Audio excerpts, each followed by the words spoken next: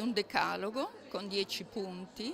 che tocca tutti i temi di grande interesse delle donne perché possa cambiare questa situazione di disequilibrio anche nella rappresentanza femminile e maschile. Uno dei punti di maggiore interesse per le consigliere di parità è sicuramente quello delle politiche del lavoro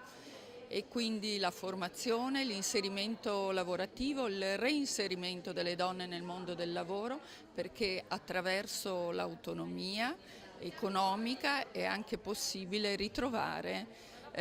una autonomia di pensiero che consente di eliminare condizioni di violenza anche poi nell'ambito della famiglia. Rispetto delle quote nei CDA, per esempio, perché dove la donna è rappresentata con il giusto potere le cose vanno sicuramente meglio. Ricordiamo a nostro favore la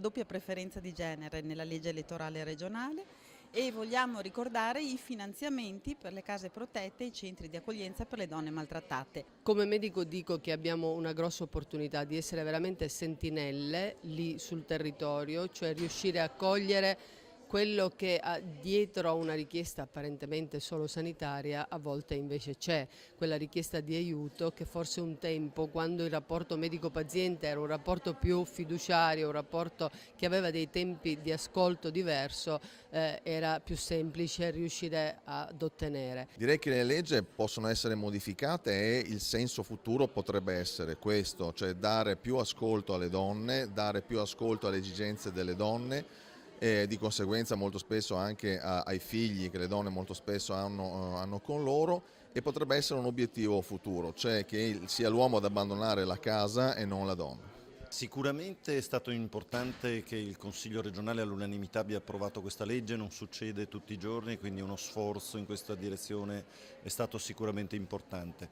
Cosa si può fare di più? Il finanziamento di questa legge, a partire dall'assestamento di bilancio chiederemo che venga ripristinato almeno il capitolo